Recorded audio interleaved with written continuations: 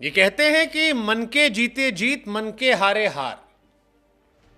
भुवनेश्वर कुमार शायद इसी बात पर यकीन रखते हैं, क्योंकि सारी दुनिया जब भुवनेश्वर को कह रही है कि भुवनेश्वर कुमार इज फिनिश्ड, तब भुवनेश्वर कुमार कह रहे हैं पिक्चर अभी बाकी है मेरे दोस्त।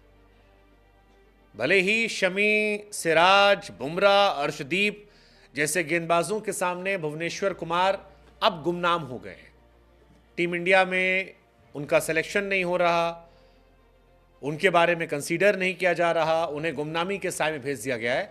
लेकिन भुवनेश्वर कुमार पर यकीन करने वाले अभी भी हैं, और यही दिखाई पड़ा यूपी T20 क्रिकेट में, जहां पर जब ऑक्शन हुआ तो भुवनेश्वर का जलवा सबसे जलाल रहा और भुवनेश्वर सबसे मालामाल खिलाड़ी रहे।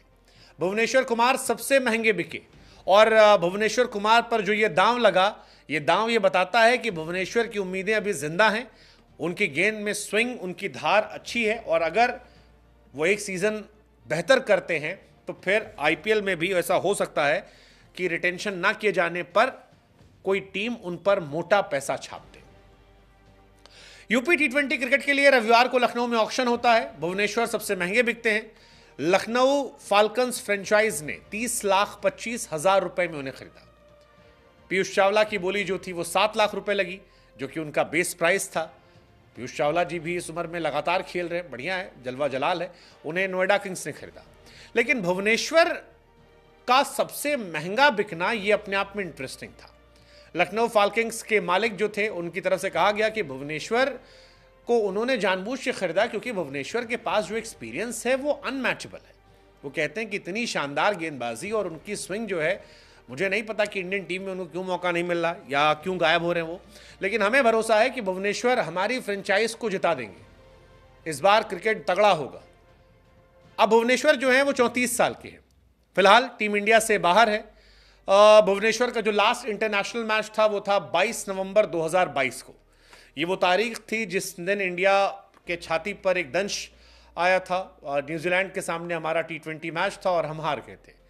भुवनेश्वर कुमार ने आखिरी टेस्ट मैच 2018 में खेला था। आखिरी वनडे मैच जो था वो 2022 में खेला था। भुवनेश्वर के पास एक्सपीरियंस अच्छा है। टेस्ट में कम मौके मिले, लेकिन वनडे T20 में खासतौर पर धोनी एरा में उन्होंने काफी मैचेस खेले। 21 टेस्ट मैच में 63 विकेट निकाले। वनडे में 121 मैचेस खेले, जिसमें 141 विकेट उनके नाम थे।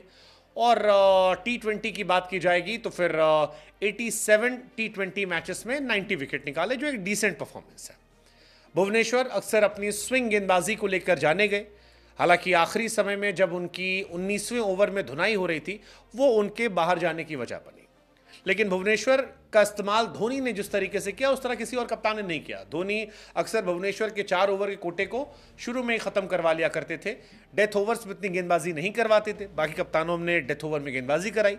तो कई मैचेस ऐसे थे जहां भुवनेश्वर ने शुरू के 3 ओवर में 12 रन, 10 रन, 15 रन दिए, और आखिरी ओवर में वो उतने ही रन पिट गए जिस वजह से उनकी इकॉनमी देखने में खराब लगती थी। फिलहाल वो एसआरएच से खेलते हैं। किसी किसी मैच में एसआरएच में बहुत ज़बरदस्त गेंदबाजी उन्होंने की थी। हालांकि एसआरएच की तरफ से वो कंसिस्टेंट नहीं थे पूरे टाइम, बट किसी किसी मैच में बहुत बेहतरीन गेंदबाजी की थी। अब जहां तक बात है इस टीम की, इस टूर्नामेंट की, तो इसमें शिवम मावी जैसे खिलाड़ी भी खेल रहे हैं, जिन्हें काशी रुद्रा ने 20 लाख रुपए में खरीदा है। मोहसिन खान लखनऊ सुपर जायंट के खिलाड़ी, उन्हें कानपुर सुपरस्टार ने 19 लाख में खरीदा है। जिस वक्त ये ऑक्शन हो रहा था उस वक्त बीसीसीआई के उपाध्यक्ष राजीव शुक्ला भी यहां पर थे।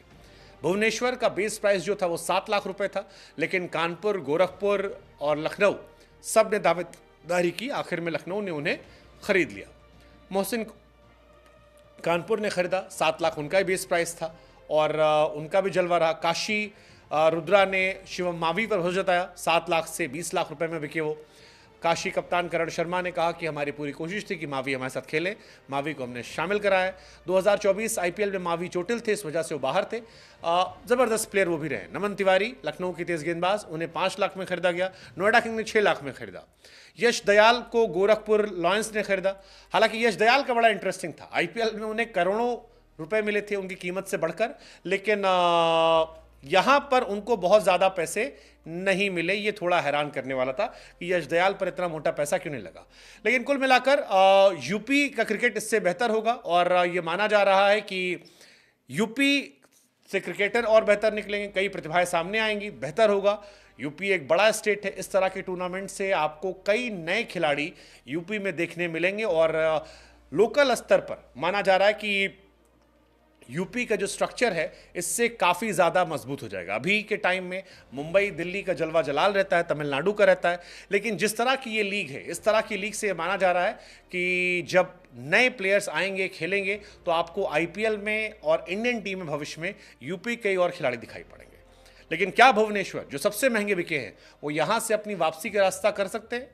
Well, he is just 34, you never know, शायद वापसी हो जाए, क्या पता।